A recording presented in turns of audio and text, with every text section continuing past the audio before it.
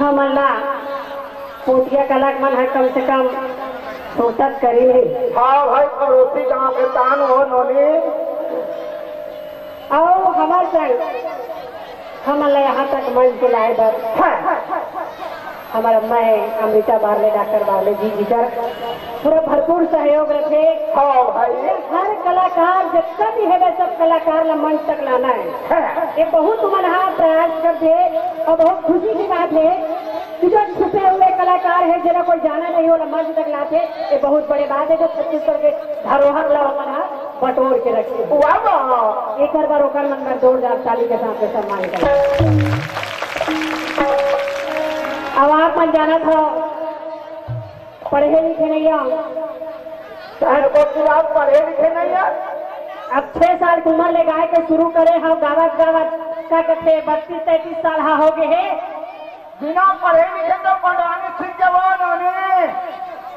अब पढ़ाइए कर एमआई के आवाज बढ़ावे दिए। अच्छा जब पंडवानी गाय के शुरू करे में हाँ 6 साल की उम्र में गावत गावत 80 साल हो गए। उम्र तो पंडवानी गावत है। अब इज्जत बताए हमें लोग। अच्छा अब जब मोर 12 साल की उम्र रही से रहे तो मोर पहली विदेश यात्रा हो रही से जापान। 12 साल की उम्र में होगा वाह। जब 12 साल की उम्र में पहली विदेश यात्रा गए हमें यहाँ तो कभी बात जन्म हवाई जहाज नहीं देखे रहे। हाँ वो नोनी सही बात है। और जब दिल्ली का हवाई अड्डा लेके खड़ा करीस ना अच्छा तो कांच डहर ले देखो तमार चिड़ई असन फहराक पंखड़ा खड़े रहा है। ठीक ना अब मैं हाँ आप मन के आशीर्वाद से 16 ठन विदेश गए हूँ। कौन कौन दे अब बोला मोर बायोडाटा देख ले बताए टाइम नहीं है। अच्छा और जहाँ मैं ताकत है जापान में गए हूँ तो जब स्टेज में पहुंचे तो वहाँ पब्लिक मना लगे ढंग के दिखा। वहाँ पब्लिक मन दाई दीदी भाई बहनी मन कौन कलर कौन रंग में दिखत रहा है। अब लड़का से कर श्याम तक पड़ा दिखा चारों मुड़ा बोला और करिया मिलो एक हाँ माई पिल्ला एक कलर में रहा है। अच्छा अब छुही पोत के बैठे रही कैसे भाई तो ओवन बैठे रहा तो हमार कलर देखल तो बहुत फर्क रहा है। अब जब प्रोग्राम खत्म हो एक जन विदेशी आदमी आई और करा अब मोर का काम है तो मोरे करा ही तोर का तो नहीं जाएगा हम दिलाएगा ऑटोग्राफ चाहिए कई कई इंग्लिश में बोलत रहे नित्य तो बताते हो का भर। अच्छा सही इंग्लिश बोलत रहे तो हमारा समझ में आई हो काय बोले पर बैठे हम दोनों ढहर देखी देखा होवत रहे पर बोली बोला नहीं होवत रहे। अच्छा अब वहाँ पर शुरू कर रही हम देखा था हम काय बोला थे कि गीत गवैया होली ऐसे करके तब कहीं भी गया जापान जर्मनी लंदन 4 बरात फ्रांस अमेरिका अर्जेंटीना रूस स्वीडन अच्छा जगह में गए लेकिन बहुत जगह सब एक जन भाषा समझाइए जाते तो वो मैडम है कथे बेटी है तो नाम लिखे पर बैठे लेकिन आज तक पेन और कापी नहीं धरे। अब अच्छा ऑटोग्राफ के जी पढ़ा सना के बैठे गए है तो अंगूठा लगा के ऑटोग्राफ तो चाहिए अंगूठा लगा के समय बड़ा शर्म महसूस हुई। सही बात है छत्तीसगढ़ ले गए हाँ अब भारत ले गए हो भाई और जाकर वहाँ जापान में अंगूठा देखा उसका मतलब। अच्छा एक सती आप मन के आशीर्वाद से साक्षरता ध्यान में 5वीं क्लास पास करे हो जाता तो नहीं साक्षरता ध्यान में 5वीं कक्षा पढ़े हैं। वैसे बोलो वृंदावन बिहारी लाल की जय।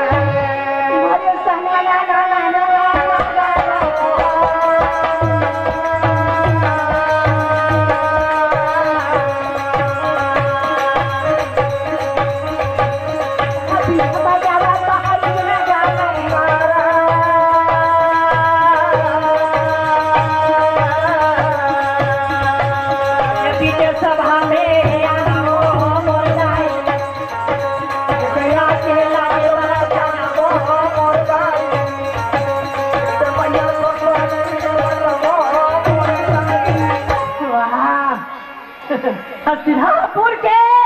कुरुपति जेकर पास रुपया पैसा सोना चांदी दान दौलत चीज का कभी नहीं होते। लेकिन अब तक घमंड हो भर के हिस्से पर तो कन्हैया है कथे अगर बाप का घड़ा है भर के रे से कन्हैया बुलाई अब घड़ूर में बैठी वही घड़ू में बैठे तब चले के तैयारी अरे महाना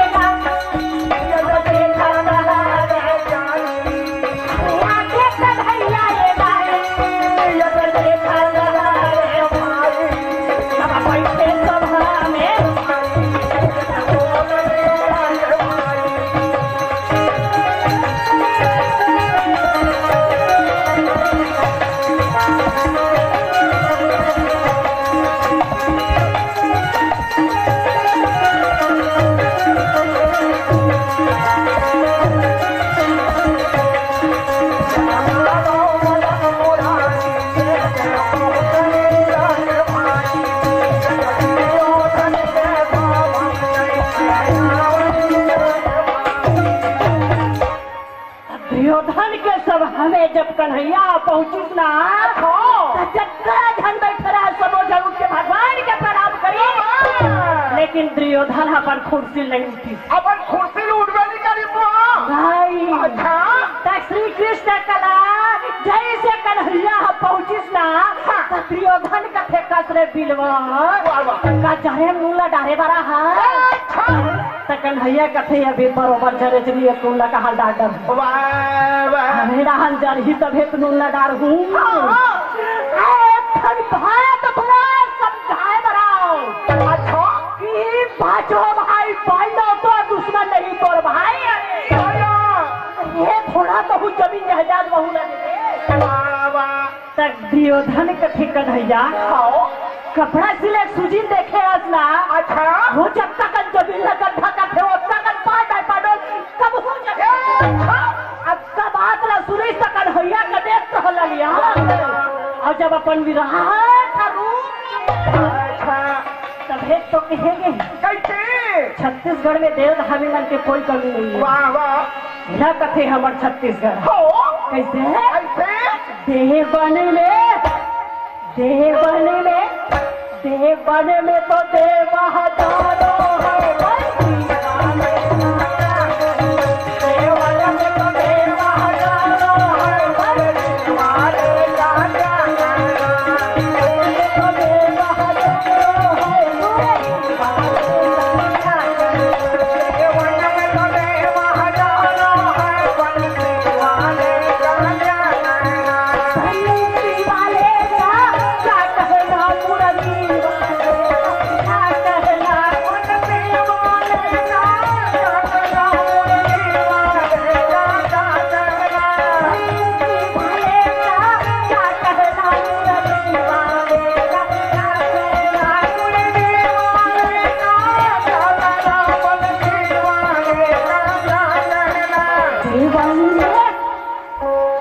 अतेक बाबा देवी देवता है दाई वाह वाह टेका से भी तिरक बरक कहाँ जाप हो और श्रद्धा से अगर भगवान ला माना था वाह वाह कथे प्रभु ही कर मोला दर्शन दे देते मालिक अच्छा टेकर से तू तो कहते हैं कैसे देवन में तो देव हजारों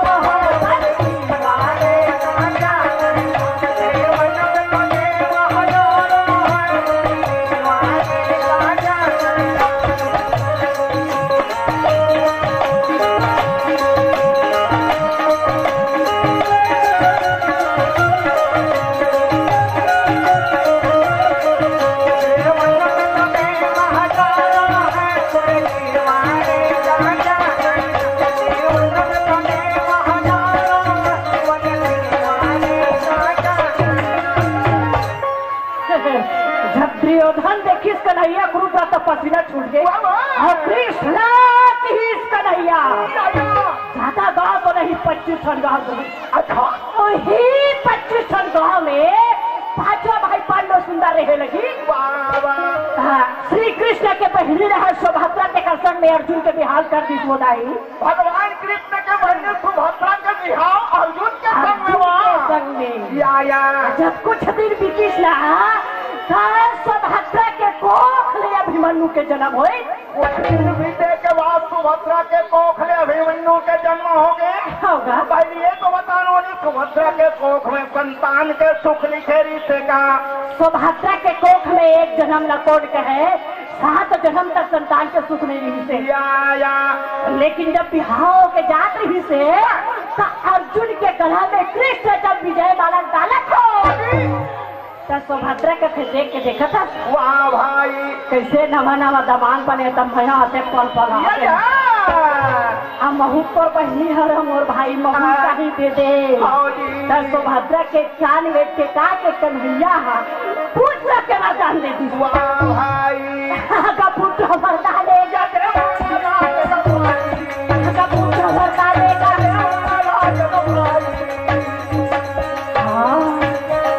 कन्हैया कठे मोर बहनी कोख में तो संतान के सुख आए नहीं है। देखो हम अपने समाधान बेटा मोर भाई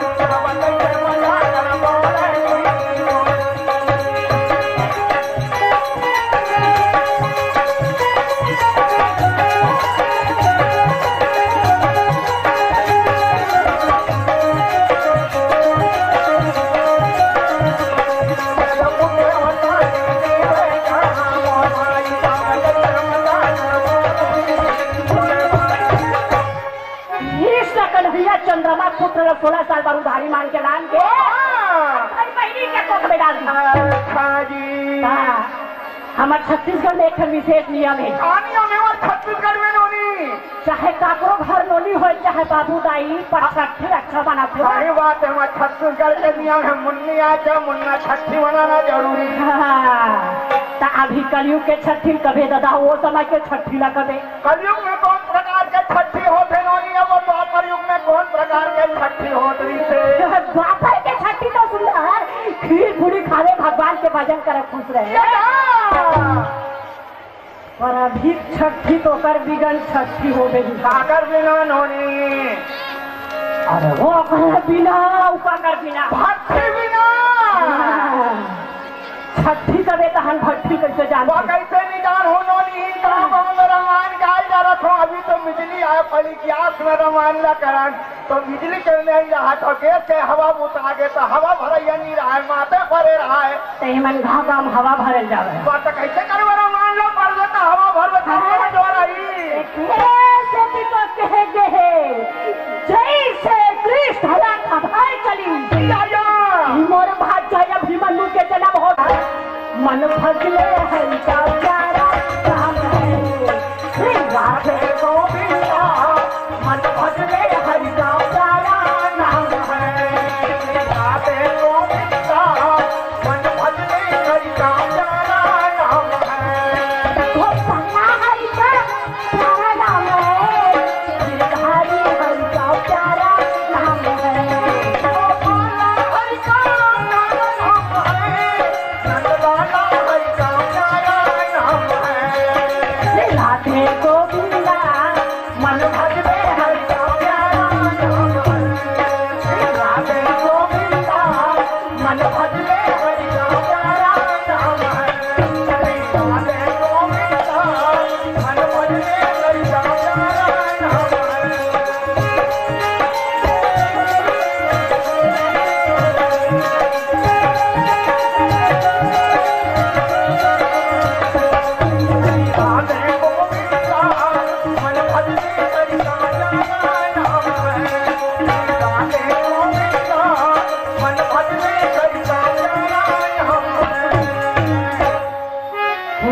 कन्हैया जाग बैठीस ना।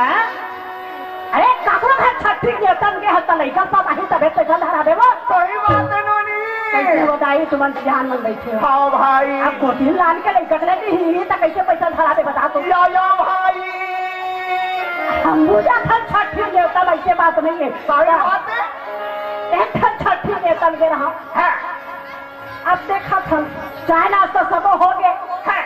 अब बकला नहीं नहीं गला है। अब हिला नहीं है। अब पैसा पहले निकाल के रख दे। अच्छा पहले निकाल के रखे रहा पैसा ना धराहू की के। अच्छा अब बचवार हो के लइका लान में नहीं करी हाँ जी ढेर पैसा चल इस और खजाना में वाह वाह अब वो लइका लान में नहीं करी सका कर वो पैसा फिर वापस लान में हाँ भाई तब लास्ट में प्रोग्राम हो इस लानी स्टेज में कथे दीदी अच्छा स्टेज बनाइस ना हमने कहे वो कबेले रास्ता देखत रहे हो लइका लान भी के पवाए बार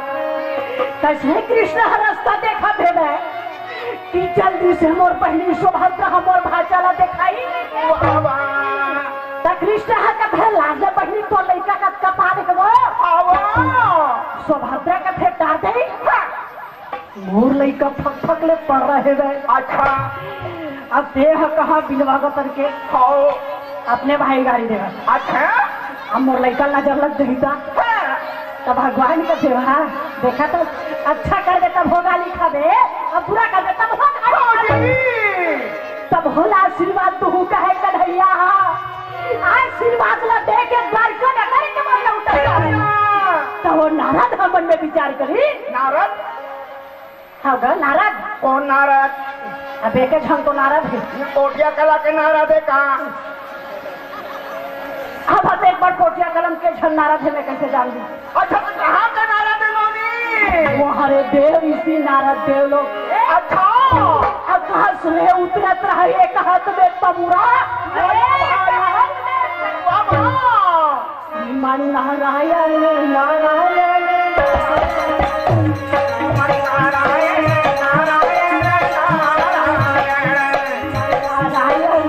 नारायण नारायण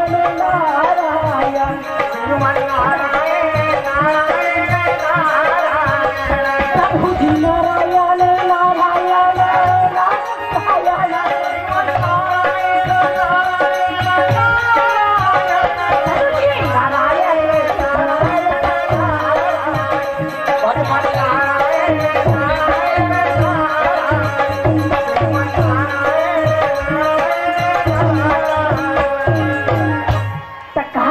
उतरत रहे वो कैसे उतरत रहा है नारद मुनि श्री कृष्ण के रानी कथे घरी भगवान कृष्ण के रानी कथा घरी से नोनी कृष्ण के रानी नहीं 16,108 भगवान कृष्ण के रानी और पटरानी मिला के 16,108 होगा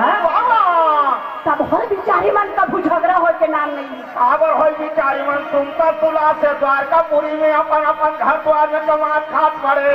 हिचला को नारा धार कथे कैसे कृष्ण के घर में 16,108 रानी तब हर कभू झगड़ा नहीं होगा और एक कलयुग में ज्यादा झन के जरूरत नहीं पड़े कहा ये कलयुग में कहीं की जरूरत पड़ता झगड़ा होगा अभी जमाना में बता दो एक झन पुरुष है और दू झन को महिलो गल हो गया सब तो कट रहते हिचड़ा कहा थे नारद है भगवान के घर में कबर झगड़ा नहीं होगा है अभी हम इनके दू झन राग लेते तो रोज के महाभारत शुरू होते तो ओकर घर कबर झगड़ा नहीं होगा कहा लेकिन जब का झन भगवान के घर में सबो भगवान के रानी तो नहीं कोई तो प्रेम के पुजारी है कोई भगवान के प्रेमी है अच्छा जो ऐसे नहीं है कि भगवान के ही स्त्री है एकरे से तीर कहे गए भगवान लग कई प्रकार के प्रेम किए जाते तभेद कहे गए मोहन प्रेम बिना नहीं मिलता ये सत्य बात है मोहन प्रेम बिना नहीं मिलता चाहे कर लो या तुम पर चाहे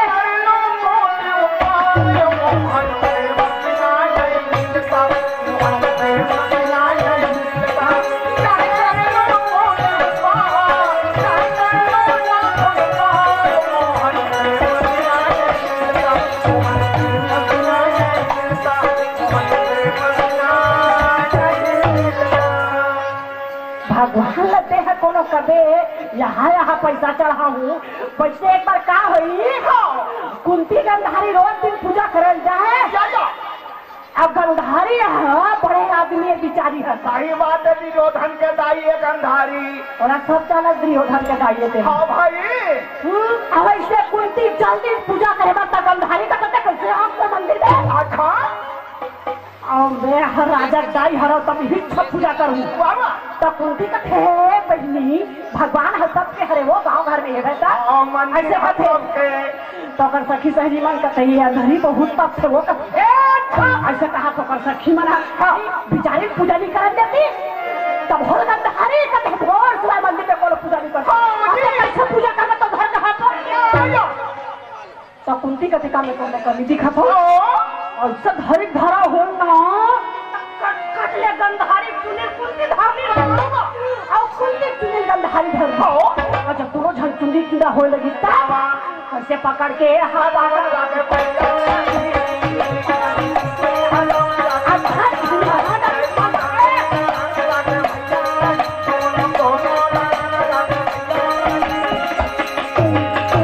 ऐसे हापाटी खपाटा होत रहे तो कैलाश पर्वत पे शंकर भगवान है आखी काला मुन के बैठे रहे तो माता भवानी कथे देह दिन भर आखी काला मुन के बैठे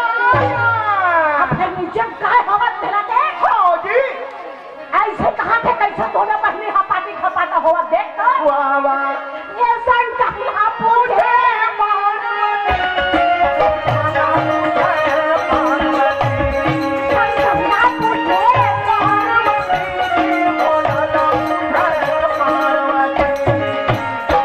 कैसे कर दे भोलेनाथ हाँ भोलेनाथ हरिधर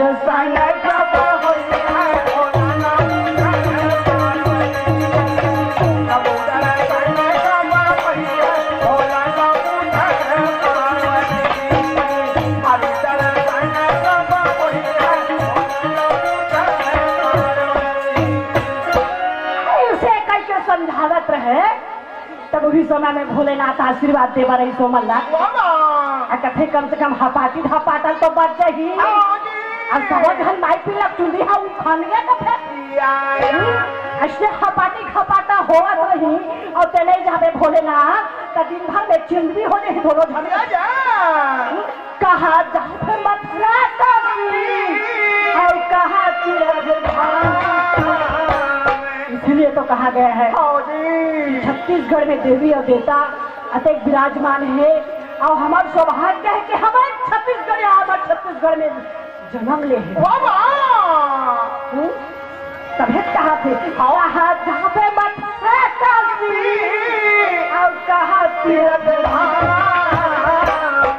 अजी घट घट माँ सीताराम घट घट माँ विराजे भैया सीताराम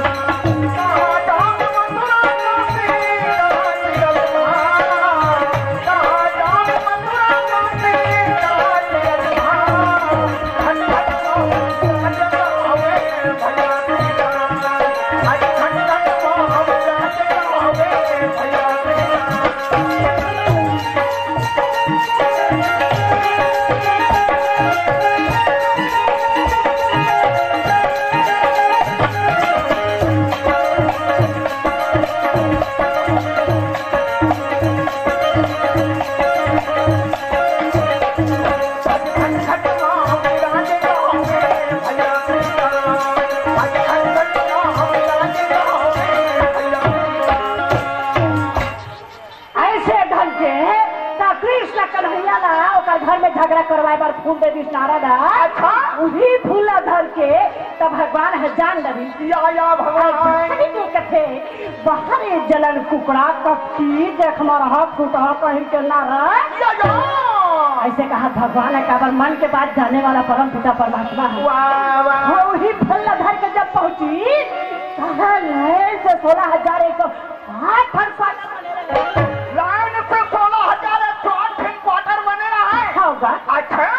सबले पहली सत्यभामा दूसरम रुक्मणी तीसरम जामवंती चौथा में राधा कन्हैया हा का करी कन्हैया कैसे करा थे सबके दुआरी छोड़ दी अच्छा और रुक्मणी घर में जाके और कते सुंदर होकर मुड़ी फूला खोजत रहे भाई भगवान हा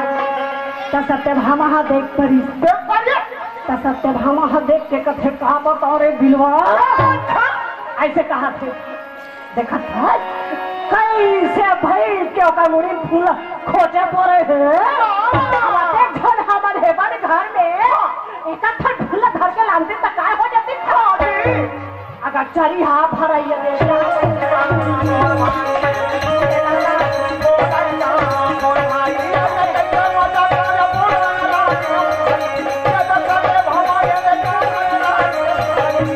मोहन मुरा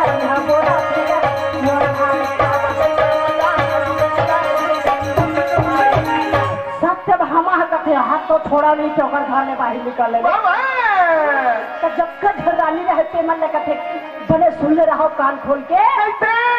जब तुहर मन करा ही गोठिया है तो सब कोई अपन अपन मुड़ी गड़ियाते रहूं कहाँ जमीन में यही कोनो गड़िया दी ते कजी कते कर मोर बात थोड़े होते कर यही बात होते अरे तो सबका जीव है बराबर है गाका पर मुड़ी जमीन में करे है तो जीवी वो अच्छा गड़िया ये ला कथे कैसे अरे मार भगवा सन मुंह फूलो के सर में झुका बैठे रहते भगवा से घोलो आलू गुंडा से मुंह घोलो फूल जाता वा सब कैसे ये तोर मुंह फूलो के दिखाए खाओ हमन पलवानी गायबा रहन मुंह फूलो बार नहीं रहन अच्छा सिया राम भजन करो पानी गाया तोरे रोज के जिंदगानी राम भजन करो पानी गाया तोरे